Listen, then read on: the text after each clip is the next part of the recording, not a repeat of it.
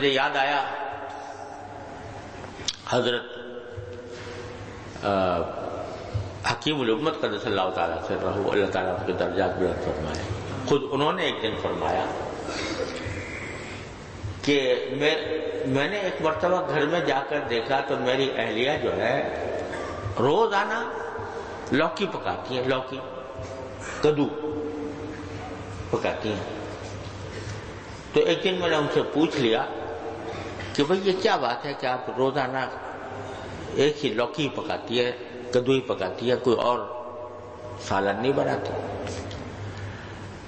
تو انہوں نے جواب میں کہا کہ میں نے کسی کتاب میں پڑھا تھا حدیث کی کہ نبی کریم صلی اللہ علیہ وسلم کو لوکی کدو محبوب تھا۔ حدیث میں آتا ہے کہ جب شوربہ ہوتا تھا نا، شوربے کے اندر لوکی پڑی ہوتی تھی تو آپ اس کو تلاش کر کر کے اشتیاق سے تناول فرماتے تھے، آپ کو پسند تھا۔ تو میں نے اپنے ملازم سے جو سودا لے کر آتا ہے اس سے یہ کہہ دیا کہ بھئی جب تک بازار میں لوکی آیا کرے اس وقت تک مجھے کوئی اور چیز نہ لاگے دیا کرتا، جب تک بازار میں لوکی موجود ہو بولو، اس لیے میں نے روزانہ یہ پکاتی ہوں۔ حضرت فرماتے ہیں کہ جب انہوں نے یہ بات کہی تو میرے جسم پر ایک لرزہ سا آ گیا کہ ہم دیکھو یہ خاتون ہے، ان کو نبی کریم صلی اللہ علیہ وسلم کی یہ سنت عادیہ ہے، کوئی سنت راتبہ نہیں ہے نا، سنت عادیہ سنن الہدی میں سے نہیں ہے بلکہ سنن عادیہ میں سے ہے۔ تو ایسی سنت جو سنت عادیہ ہے اس کا اتنا اہتمام اس عورت کو کہ جب تک وہ موجود ہو کچھ اور نہ بنوائے۔ اور ایک ہم اپنے آپ کو عالم کہتے ہیں، حضرت فرما رہے ہیں اپنے بارے میں، ہمیں لوگ عالم سمجھتے ہیں، ہم نے علم پڑھا ہوا ہے، احادیث پڑھی ہوئی ہے، رسول کریم صلی اللہ علیہ وسلم کی سنتوں کا علم ہم نے قرآن و حدیث سے حاصل کیا ہے،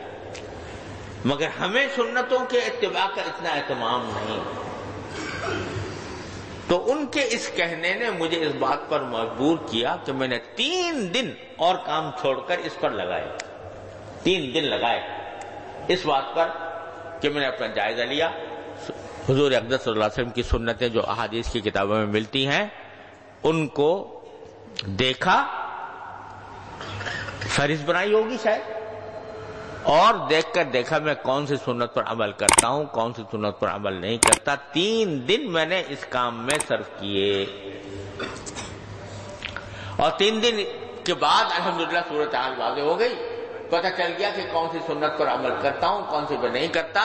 اور جو نہیں کرتا تھا ان پر عمل کرنے کا ارادہ کر لیا، شروع کر دیا۔ تو بھائی اس طرح یہ طریقہ پھر اپنے جو مسترشدین تھے، جو ان سے اصلاح کے طالب تھے، ان کو بھی لگایا اتباع سنت کی طرف، اور سارے مجاہدات، ساری ریاضتیں ایک طرف اور اتباع سنت ایک طرف۔